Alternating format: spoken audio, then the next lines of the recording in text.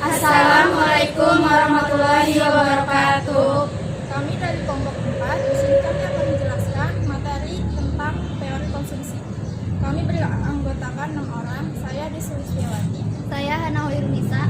Saya Lara Sekar Tanjung. Saya Enda Triwidati. Saya Vina Priyamati. Dan saya Salsabila Fialdi. Selamat menyaksikan video pembahasan dari kelompok kami.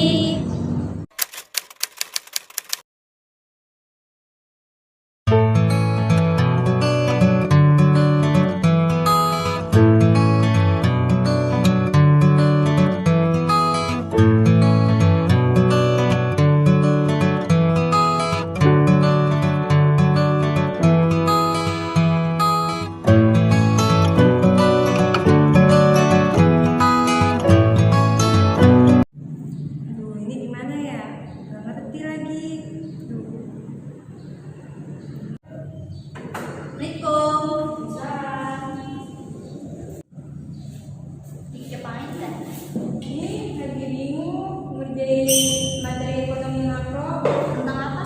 tentang teori konsumsi tapi nggak ngerti. Oh, teori konsumsi.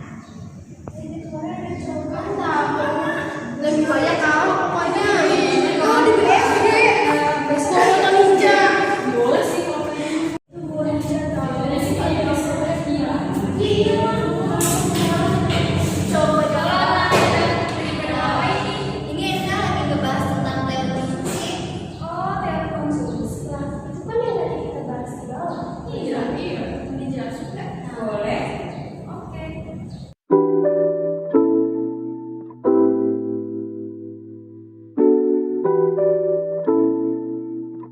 Akan menjelaskan materi pertama, yaitu dasar konsep teori konsumsi. Berikut penjelasannya. Teori konsumsi pertama kali diperkenalkan oleh John Maynard Keynes. Teori ini muncul pada tahun 1929 sampai 1930, di mana pada saat itu Keynes membuat 3 asumsi, yaitu pertama, kecenderungan mengkonsumsi marginal, yaitu jumlah yang dikonsumsi dari setiap dolar tambahan adalah antara 0 dan 1. Asumsi ini menjelaskan pada saat pendapatan seseorang semakin tinggi, maka semakin tinggi pula konsumsi dan tabungannya. Kedua, rasio konsumsi terhadap pendapatan. Menurut Keynes, proporsi tabungan orang kaya lebih besar daripada orang miskin. Jika diurutkan dari orang sangat miskin sampai kaya, akan terlihat proporsi tabungan terhadap pendapatan yang semakin meningkat. Ketiga, pendapatan determinan, konsumsi yang penting, dan tingkat bunga tidak memiliki peran penting. Ini berbeda dengan ekonomi klasik yang beranggapan semakin tinggi tingkat suku bunga, maka akan mendorong tingkat tabungan dan mengurangi konsumsi. Pembahasan selanjutnya yaitu mengenai teori konsumsi dengan hipotesa pendapatan absolut. Berikut penjelasannya. Pada teori konsumsi dengan hipotesa pendapatan absolut, pengeluaran konsumsi sangat ditentukan oleh besar kecilnya pendapatan, di mana antara pendapatan dan konsumsi memiliki hubungan yang positif. Keynes mengatakan bahwa ada pengeluaran konsumsi minimum yang harus dilakukan oleh masyarakat atau autonomous consumption, dan pengeluaran konsumsi akan meningkat dengan bertambahnya penghasilan. Maka, Keynes memberikan rumus fungsi konsumsi sebagai berikut. C sama dengan FY, di mana bentuk fungsinya C sama dengan A sama dengan CY. Yang mana keterangannya, C merupakan konsumsi masyarakat real, A besarnya konsumsi pada tingkat Y sama dengan 0, C yaitu MPC atau hasrat konsumsi marginal yang mana delta C dibagi delta Y, dan Y besarnya pendapatan real.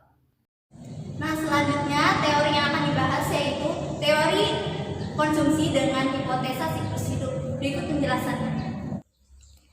Teori konsumsi dengan hipotesa siklus hidup. Teori konsumsi dengan hipotesa siklus hidup dikemukakan oleh Andrew Bloomberg dan Modigliani, yaitu ada 3 ekonomi besar yang hidup di abad 18.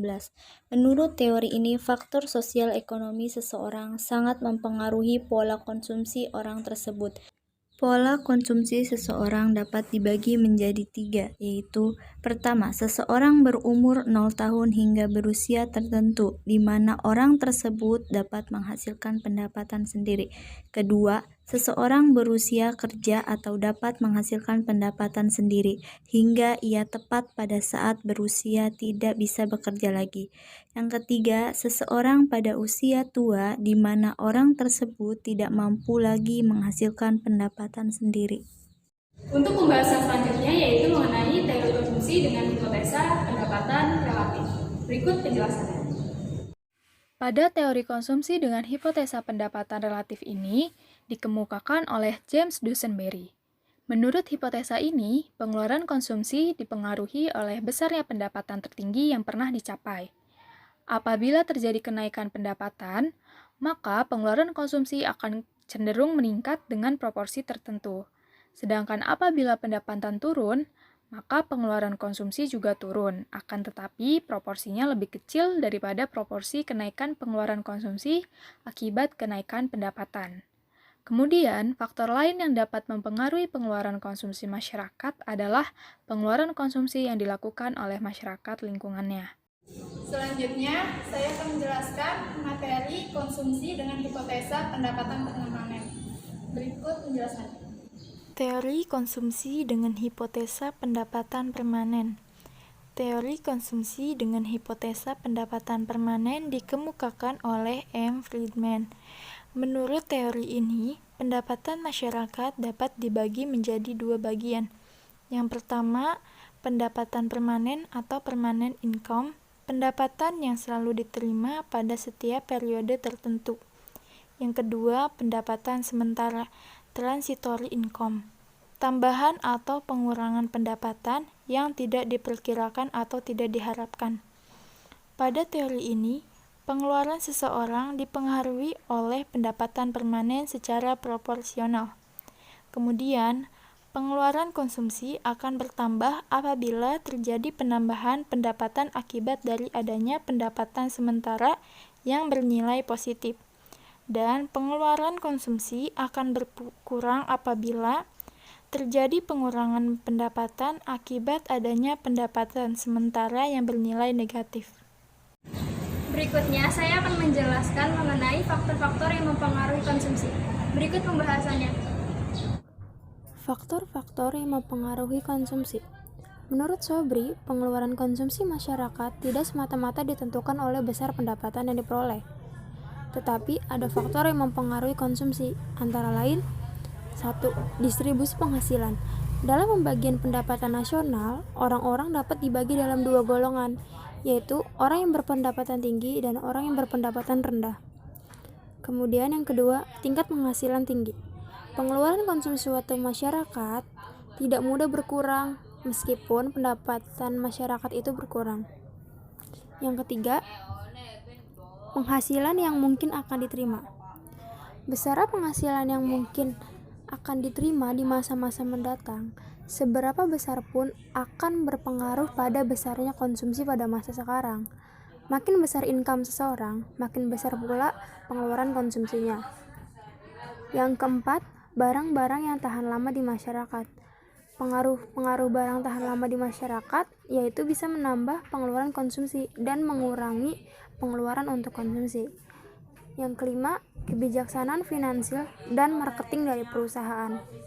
Pembelian saham yang dikeluarkan oleh suatu perusahaan pada galipnya didorong oleh harapan-harapan bahwa pemegang saham itu akan menerima dividen.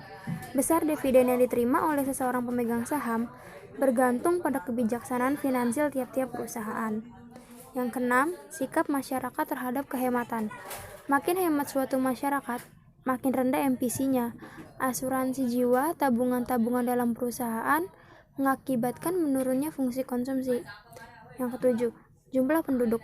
Suatu perekonomian yang penduduknya relatif banyak maka pengeluaran konsumsi akan lebih besar daripada perekonomian yang penduduknya sedikit, meskipun jumlah pendapatan nasional masyarakat itu sama besarnya. Nah, jadi gitu udah paham nggak sekarang? Udah.